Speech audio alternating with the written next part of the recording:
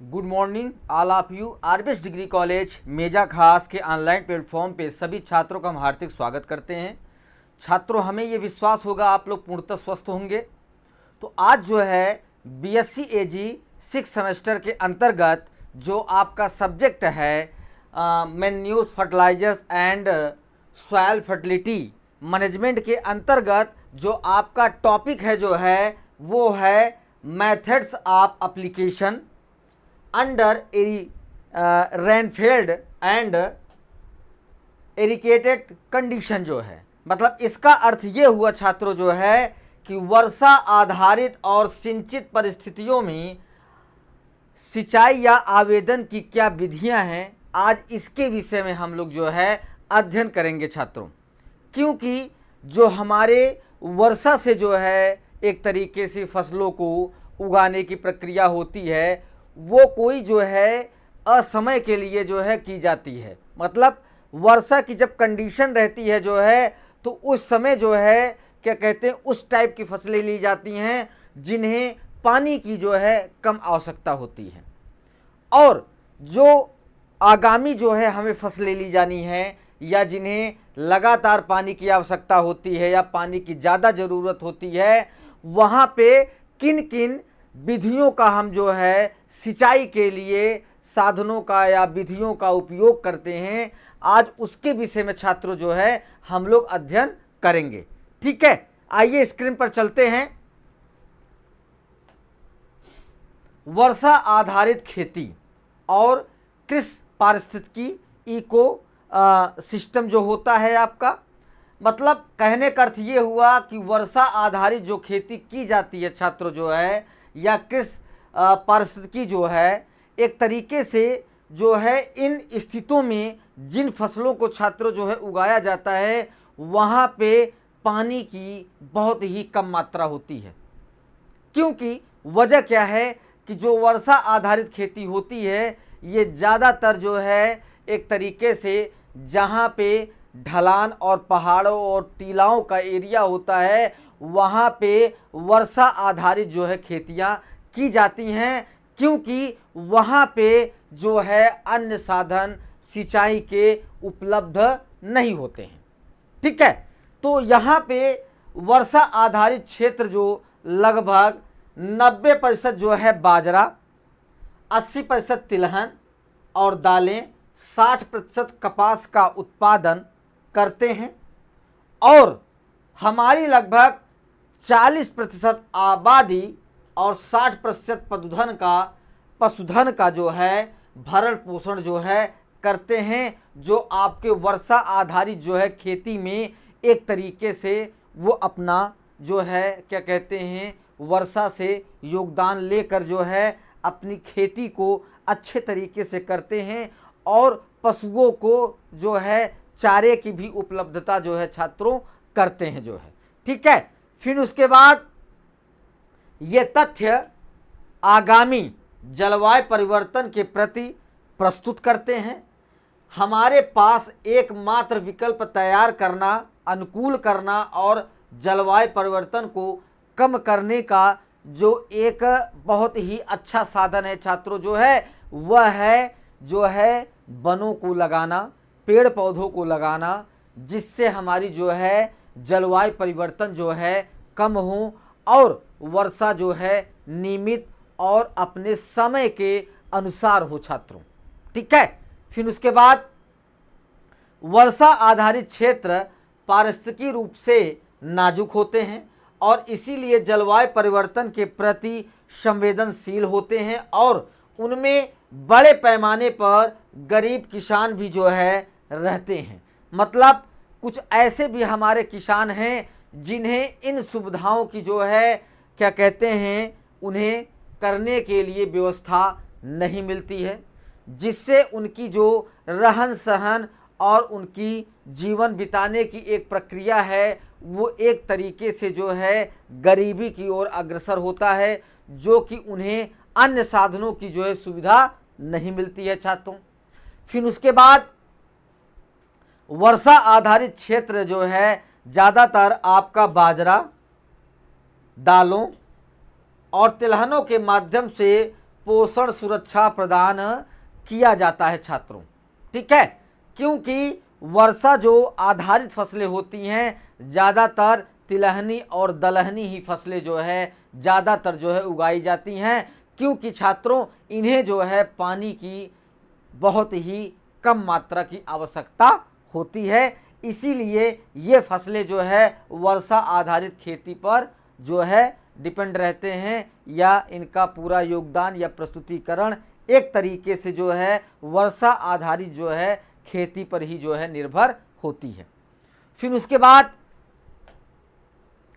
इन क्षेत्रों की अधिकांश स्थानिक और खेती योग्य भूमि प्रजातियां अल्पकालिक हैं, जो बहुत कम समय तक जीवित रहते हैं और वे वर्षा आधारित क्षेत्रों में निवास करते रहते हैं। मतलब कुछ ऐसे बीज पाए जाते हैं या ऐसे सीड पाए जाते हैं छात्रों जो है कि जो जब वर्षा पे जो है जब वर्षा होती है तब उनका जो है एक प्रतिकूल परिस्थिति मिलने पर वो जो है अपना अंकुरण करते हैं। ठीक है, फिर जब भी वर्षा होती है प्रसुप्त बीज मतलब जो शुष्क बीज है वो अंकुरित होते हैं और फूलते हैं और बीज बनते हैं और कुछ समय में अपने बीज को बिखेर देते हैं जो है। मतलब कहने का अर्थ ये है कि जब ये वर्षा का पानी जो है पाते हैं छात्रों जो है तो वहाँ पे जो प्रसुप्ता अवस्था या शुष्का अवस्था में जो बीज हमारे वहाँ मिट्टी में पड़े रहते हैं वो फिर अपना अंकुरण करके फलन करके फूल करके तो वो जो है एक तरीके से अपने बीजों का जो है प्रसारण या बिखरावन करते रहते हैं। ठीक है, फिर जो है अधिकांश वर्षा आधारित फसलों की उत्पादकता उनकी सिंचित फसलों की तुलना में कम और इसीलिए वर्षा आधारित फसल सुधार कार्यक्रमों के तहत लचीलेपन और बेहतर उत्पादकता के लक्षणों की जो है जांच की जाती है छात्रों जो है कि वहाँ पे हमारा ये जो हम बीज यहाँ पे अंकुरित कर रहे हैं जो है ये उसके प्रतिकूल का या उसके प्रतिकूल जो है वातावरण जो है कि नहीं है, कि ये सीड अंकुरण करेगा कि नहीं करेगा, ये चीज़ों का जो है आपको जांच करके जो है आप बुआई करेंगे जो है, तभी आपको जो है एक तरीके से उत्पादकता की जो भी परिस्थितियां रहेंगी या स्थितियां रहेंगी तभी आपको पता चलेगा। फिर उसके बाद भारत जो है 15 कृषि जलवायु क्षेत्रों वाला एक उपोष्ण कटिबंधीय देश है और मुख्य रूप से दक्षिण पश्चिम मानसून पर ये जो है निर्भर होता है छात्रों जो है। ठीक है, फिर उसके बाद भारत के 329 मिलियन हेक्टेयर भौगोलिक क्षेत्रफल में से लगभग 140 मिलियन हेक्टेयर शुद्ध बोया गया क्षेत्र है और इसमें 70 मिलियन हेक्टेयर वर्षा आधारित है। भारतीय कृषि जोत का औसतन आकार लगभग 1 हेक्टेयर है। मतलब कहने का अर्थ ये है छात्रों जो है कि जो हमारा भारत का भौगोलिक एक क्षेत्रफल होता है वो 329 मिलियन हेक्टेयर है, जो कि भौगोलिक क्षेत्र के लगभग जो है 140 मिलियन हेक्टेयर शुद्ध जो है मतलब खेती की जाती है और शेष जगह जो है खेती नहीं की जाती है। तो फिर इसमें से 70 मिलियन हेक्टेयर जो है मतलब 70% जो है हेक्टेयर जो ज़मीन है वो आपकी वर्षा आधारित है। और फिर भारतीय कृषि जोत का औसत आकार जो है मतलब जो औसत एक लिया जाता है किसानों का वो 1 हेक्टेयर के लगभग जो है इन्हें रखा गया है छात्रों। ठीक है, जो इनका आंकड़ा लिया जाता है।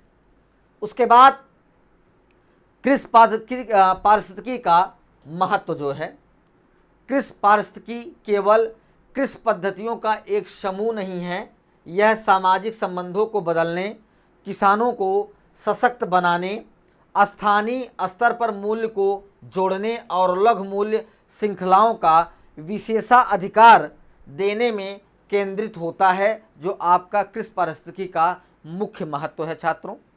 फिर उसके बाद यह किसानों को जलवायु परिवर्तन के अनुकूल ढालने, प्राकृतिक संसाधनों और जैविक विविधता का निरंतर उपयोग और संरक्षण करने की भी जो है अनुमति देता है छात्रों, जो आपका किस परिस्थिति के द्वारा जो है क्या कहते हैं एक तरीके से योगदान किया जाता है।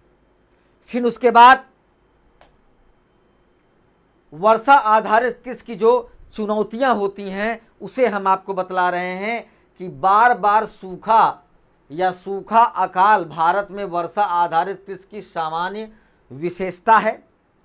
मृदा क्षरण 1960 के दशक में हरित क्रांति के बाद राष्ट्रीय कृषि नीति सिंचाई, रासायनिक उर्वरकों और कीटनाशकों के गहन उपयोग से फसल की उपज को अधिकतम करने की आवश्यकता से उसे प्रेरित किया गया। मतलब हरित क्रांति के बाद जो है उर्वरक, रासायनिक खादों, कीटनाशकों का सबसे ज़्यादा जो है उपयोग जो है फसलों में होने लगा, ज़्यादा उत्पादन को बढ़ाने के लिए। क्योंकि अगर उत्पादन नहीं बढ़ाया जाएगा तो भारत के कम से कम क्या कहते हैं कुछ ऐसी आबादियां रहेंगी या ऐसे देश रहेंगे जो कि बिना अन्न के भूखमरी के जो है अकॉर्डिंग जो है उनकी मृत्यु हो सकती है। क्योंकि जब उन्हें खाना ही अन्न ही नहीं मिलेगा तो ऑटोमेटिक जो है वो धीरे धीरे जो है समाप्त हो जाएंगे। तो इसी वजह से जो है हरित क्रांति को लाया गया और उसमें जो है रासायनिक कीटनाशक, खादों और कीटों का, रासायनिक चीज़ों का उपयोग करके उत्पादन को जो है बढ़ाया गया जो है। ठीक है छात्रों। फिर सूखे क्षेत्रों और वर्षा आधारित कृषि प्रणालियों में मिट्टी के संरक्षण में यह एक बहुत बड़ी चुनौती रही है। उसके बाद खराब जो बाजार संपर्क रहा एक तरीके से, मतलब जो किसान पैदा करते थे जो है वो अपनी जो है उत्पादन का सही जो है मूल्य जो है उन्हें नहीं मिल पाता था। बिचौलिए जो है उस मूल्य को खा जाते थे और किसानों को बहुत ही अपनी उत्पादन का कम मूल्य मिलता था छात्रों। ठीक है। फिर अधिकांश ग्रामीण क्षेत्रों की विशेषता निर्वाह अर्थव्यवस्था है। अतिरिक्त कृषि उपज केवल तभी बेची जाती है जब पारिवारिक आवश्यकताएं पूरी करनी होती है छात्रों। जो है किसानों के पास जो हमारे जो है पूर्वज किसान थे उस समय इतनी अच्छी जो है सुविधाओं और साधनों की व्यवस्था नहीं थी छात्रों। तो जब जो है किसान अपने अन्न को पैदा करता था उसे एक जगह जो है सुरक्षित रख कर जो है जब उन्हें पारिवारिक चीज़ों को ज़रूरत पड़ती थी तब उस अन्न को जो है बाज़ार में बेच करके अपनी ज़रूरतों को किसान पूरा करते थे। ठीक है। फिर उसके बाद सिंचाई, आपका सिंचाई के जो प्रकार हैं उसे हम बतला रहे हैं छात्रों। पहला जो है सतही सिंचाई, फिर दूसरा जो है स्थानीय सिंचाई, तीसरा फव्वारा सिंचाई, फिर बूंद से सिंचाई, फिर केंद्र धुरी सिंचाई, फिर उप सिंचाई, फिर मैनुअल सिंचाई जो है। इतने प्रकार की जो है छात्रों सिंचाई की जो है एक तरीके से विधियां पाई जाती हैं जिसके द्वारा किसान जो है अपने फसलों को एक तरीके से सिंचाई करने की व्यवस्था करते हैं। फिर उसके बाद सिंचाई क्या इसका है, सिंचाई किसे कहा जाता है? सिंचाई फसलों की जल आवश्यकताओं को पूरा करने के लिए कृत्रिम रूप से पानी देने की प्रक्रिया है। सिंचाई के माध्यम से भी फसलों को पोषक तत्व प्रदान किए जा सकते हैं। सिंचाई के लिए पानी के विभिन्न स्रोत जैसे कुएं, तालाब, झीलें, नहरें, ट्यूबवेल और यहाँ तक कि बंध भी जो है सिंचाई के वृद्धि, विकास, अंकुरण अन्य संबंधित कार्यों के लिए आवश्यक नमी जो है प्रदान करती है। क्योंकि सिंचाई के ही द्वारा जो है आपकी फसल को मुख्य पोषक तत्वों की जो है जल के द्वारा जो है अवशोषण की प्रक्रिया बड़ी आसानी से होती है, तभी पौधे मुख्य पोषक तत्वों को अवशोषित कर पाते हैं। ठीक है। तो यहाँ पे सिंचाई की बहुत बड़ी भूमिका जो है फसलों में अदा होती है छात्रों। क्योंकि अगर नमी नहीं रहेगी फसलों में जो है तो फसल अच्छे तरीके से अपना विकास नहीं करेगा, फलन फूलन नहीं करेगा और उसकी उत्पादन क्षमता एकदम नष्ट हो जाएगी। ठीक है। फिर उसके बाद फसल की पैदावार में सुधार के लिए विभिन्न प्रकार के सिंचाई अभ्यास किए जाते हैं। इस प्रकार की सिंचाई प्रणालियाँ विभिन्न प्रकार की मिट्टी, जलवायु, फसलों और संसाधनों के आधार पर अपनाई जाती है। किसानों द्वारा अपनाई जाने वाली सिंचाइयों के मुख्य प्रकारों में जो शामिल है वो हम आपको बतलाने चल रहे हैं छात्रों। जो पहला है सतही सिंचाई। इस प्रणाली में कोई सिंचाई पंप शामिल नहीं है। यह पानी गुरुत्वाकर्षण द्वारा भूमि पर वितरित या फैलाया जाता है। कोई एक नहर का माध्यम लिया जाता है, वहाँ से पानी को खोल दिया जाता है और पानी पूरे क्या कहते हैं खेत में फैल जाता है, तो उसे हम सतही सिंचाई कहेंगे छात्रों। फिर उसके बाद स्थानीय सिंचाई। इस प्रणाली में कम दबाव में पाइपों के एक नेटवर्क के माध्यम से प्रत्येक पौधों तक पानी पहुंचाया जाता है। मतलब कहने का अर्थ ये है कि जो स्थानीय सिंचाई होती है इसे पौधों के मेन पाइपलाइन के द्वारा क्या कहते हैं वहाँ नेटवर्क को फैलाकर पौधों की जड़ों तक सिंचाई की व्यवस्था की जाती है। फिर उसके बाद आपका फुब्बारा सिंचाई आता है छात्रों। पानी को एक केंद्रित स्थान से ओवरहेड हाई स्पेयर स्प्रिंकलर द्वारा मूविंग प्लेटफॉर्म से स्प्रिंकलर से वितरित किया जाता है।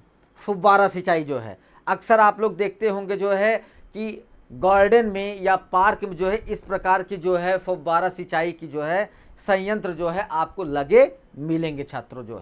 उसे ही फुब्बारा सिंचाई कहते हैं।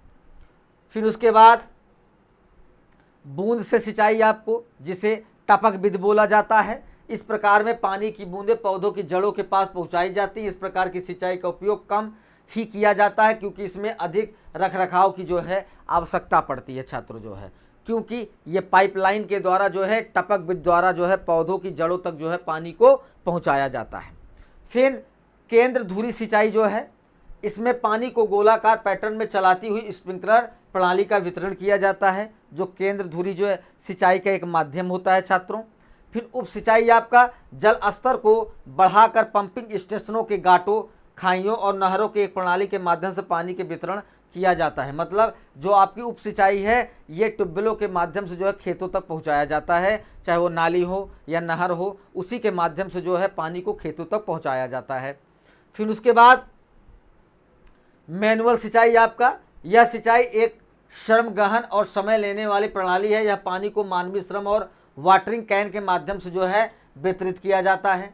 फिर उसके बाद सिंचाई के आपके तरीके छात्रों सिंचाई को दो अलग तरीकों में किया जा सकता है, पारंपरिक तरीके, आधुनिक तरीके। पारंपरिक तरीके में आपके 2 पॉइंट हैं, आधुनिक तरीके से सिंचाई करना, फिर सिंचाई के पारंपरिक तरीके से सिंचाई करना। फिर उसके बाद इस विधि में सिंचाई हाथ से की जाती है और यहाँ किसान स्वयं मवेशियों का उपयोग करके कुओं, नहरों से पानी सींचता है और खेती को खेतों तक ले जाता है। इसे हम पारंपरिक सिंचाई कहेंगे छात्रों। जो पुराने समय में किसान इस विधि का या इसे अपनाकर अपने खेतों तक पानी को पहुंचाता था। फिर इस विधि का अलग अलग क्षेत्रों में भिन्न भिन्न हो सकता है। इस विधि का मुख्य लाभ यह है कि यह पानी सस्ती, लेकिन पानी के असमान वितरण के कारण इसकी दक्षता खराब है। साथ ही पानी की हानि की संभावना बहुत ही अधिक होती है। पारंपरिक प्रणाली के कुछ उदाहरण चरखी प्रणाली, लीवर प्रणाली, चैन पंप। इनमें से पंप प्रणाली सबसे आम है और व्यापक रूप से उपयोग की जाती है। चैन पंप प्रणाली या चैन प्रणाली है छात्रों ये हमारे पूर्वज बहुत ही अच्छे तरीके से सिंचाई का एक साधन था, जिसे बैलों को एक उनके क्या कहते हैं पीछे बंधे कंधे में बांध कर उन्हें चारों तरफ घुमाया जाता था और पानी कुएं में एक चैन के माध्यम से नाली में गिरता था। फिर उसके बाद वो पानी खेतों में फसलों को किसान अपना सिंचाई करते थे, जिसमें क्या कहते हैं वो एक तरीके से सस्ता साधन था। उसमें श्रम की भी कम आवश्यकता पड़ती थी, खर्चे भी कम लगते थे। मगर उसके बाद फिर आता है आधुनिक सिंचाई आता है। उसमें कैसे सिंचाई होती थी उसे हम आपको बतला रहे हैं। सिंचाई के आधुनिक तरीके। आधुनिक विधि पारंपरिक तरीकों के नुकसान की भरपाई करती है और इस प्रकार के पानी के उचित उपयोग में मदद करती है। जो आधुनिक पद्धति में 2 प्रणालियां शामिल हैं, पहला फुब्बारा प्रणाली, फिर ड्रिप प्रणाली। ठीक है छात्रों, जो कि इस समय आपके सबसे ज़्यादा पहाड़ों पर इस प्रणालियों का उपयोग किया जा रहा है फसलों को सिंचाई करने के लिए। आपका ड्रिप प्रणाली सबसे ज़्यादा जो है ड्रिप प्रणाली का उपयोग किया जा रहा है छात्रों, ठीक है, क्योंकि ड्रिप प्रणाली में जो है आपके पानी की जो है बहुत ही कम मात्रा जो है खराब होती है, और जितना पानी निकलता है उतना ही जो है पौधों को क्या कहते हैं, ड्रिप के माध्यम से, बूंद के माध्यम से जो उन्हें पौधों की जड़ों तक मिलता है, और वो पानी पौधे आराम से अवशोषित करके जो है और फालतू पानी को जो है वाष्पीकरण के द्वारा वो उड़ाते नहीं हैं, ठीक है। फिर फुब्बारा प्रणाली, जैसा कि आपके नाम से पता ही चलता है कि छिड़काव प्रणाली फसल पर पानी छिड़कता है और पानी के समान वितरण में मदद करती है, और पानी की कमी से जूझ रहे क्षेत्रों में यह विधि काफ़ी उपयोगी होता है छात्रों, ठीक है। फिर उसके बाद यह एक पंप पाइपों से जुड़ा होता है जो दबाव उत्पन्न करता है और पाइपों के नोजल के माध्यम से पानी छिड़कता रहता है जो है, ठीक है। फिर आता है ड्रिप प्रणाली। आपका ड्रिप प्रणाली में पानी की आपूर्ति एक नाली या पाइप का उपयोग करके जड़ों तक बूंद बूंद के रूप में जो है ड्रिप प्रणाली में जो है पानी सिंचाई करता रहता है। उसके बाद इस विधि का उपयोग उन क्षेत्रों में किया जाता है जहां पर पानी की उपलब्धता जो है कम पाई जाती है छात्रों, जैसे सबसे ज़्यादा जो है आपका एमपी का क्षेत्र, मध्य प्रदेश, वहाँ पे पानी की अच्छी खासी व्यवस्था नहीं है, तो वहाँ पे ड्रिप प्रणाली का सबसे ज़्यादा सरकार जो है प्रमोट करके सब्सिडी देके जो है किसानों को लाभ दे रही है। फिर उसके बाद सिंचित परिस्थितियों में आवेदन की जो विधियाँ हैं उसे हम बतला रहे हैं कि बौछारी सिंचाई प्रणाली की क्रिया विधि जो है, बौछारी सिंचाई में नाली में पानी दबाव के साथ पंप द्वारा भेजा जाता है, जिससे फसल पर फुहारा द्वारा छिड़काव होता है, और मुख्य नली बगल की नालियों से जुड़ी होती है, और बगल की नालियों पानी उठाने वाली नली जुड़ी रहती है जो है, जो फुब्बारा सिंचाई का एक माध्यम होता है सिंचाई करने का छात्रों। फिर उसके बाद पानी उठाने वाले नली, जिसे राइजर पाइप कहते हैं, उसकी लंबाई फसल की लंबाई पर निर्भर करती है, क्योंकि फसल की ऊंचाई जितनी रहती है राइजर पाइप उससे ऊंचा हमेशा रखना चाहिए, जिससे सभी फसलों को जो है पानी आसानी से मिल सके। इससे सामान्यतः फसल की अधिकतम लंबाई के बराबर होना चाहिए। पानी छिड़कने वाले हेड घूमने वाले होते हैं, जिन्हें पानी उठाने वाले पाइप से लगा दिया जाता है, ठीक है छात्रों। फिर उसके बाद बौछारी से सिंचाई आपका लाभ आता है, जैसे सतही सिंचाई में पानी खेत तक पहुंचने में 15 से 20% दूर तक अनुपयोगी रहता है। नहर के पानी से यह हानि 30 से 35% तक बढ़ जाता है, और सतही सिंचाई में एक सा पानी नहीं पहुंचता है, जबकि बौछारी सिंचाई में सिंचित क्षेत्रफल 1.5 से 2 गुना जो है बढ़ जाता है। अर्थात इस विधि से सिंचाई करने पर 25 से 50% तक पानी में सीधे बचत होती है, और जब पानी वर्षा की भांति छिड़का जाता है तो भूमि पर जल भराव नहीं होता, जिससे मिट्टी की पानी में सोखने की दर की अपेक्षा छिड़काव कम होने पर पानी बहने से हानि नहीं हो पाता है छात्रों। जो है वो बौछारी सिंचाई विधि में जो है पानी की बहुत ही अच्छे तरीके से बचत होती है, और जितना पानी बौछार के द्वारा पौधों पर पड़ता है उतना जो है पौधा उसे अवशोषित करके और पौधा विकास करता है छात्रों, वहाँ पे पानी हमारा वेस्ट नहीं होता है। फिर उसके बाद रख रखाव और सावधानियाँ। बौछारी सिंचाई के उपयोग के समय उपयोग के बाद परीक्षण कर लेना चाहिए, और कुछ मुख्य सावधानियां रखने से सेट अच्छी तरह जो है चलता रहता है। जैसे उपयोग होने वाले सिंचाई जल स्वस्थ, बालू अत्यधिक मात्रा घुलनशील तत्वों से युक्त होना चाहिए, तथा उर्वरकों, फफूंदी, खरपतवार आदि दवाओं के उपयोग के पश्चात संपूर्ण प्रणाली को स्वच्छ पानी से सफाई जो है कर लेना चाहिए। फव्वारा सिंचाई विधि में जो है जो उनके नोजल्स होते हैं, पाइप होते हैं, उन्हें अच्छे तरीके से उपयोग करने के बाद उन्हें जो है अच्छे स्वस्थ पानी से या साफ़ पानी से साफ़ कर देना चाहिए, जिससे आपका फव्वारा सिंचाई जितने भी यंत्र हैं जो है वो सुरक्षित रहें और उन्हें आप दूसरी फसल के लिए उपयोग कर सकें छात्रों। ठीक है, यहाँ पे ये टॉपिक आपका समाप्त होता है। अगली टॉपिक के साथ उपस्थित होंगे। सभी छात्रों को धन्यवाद।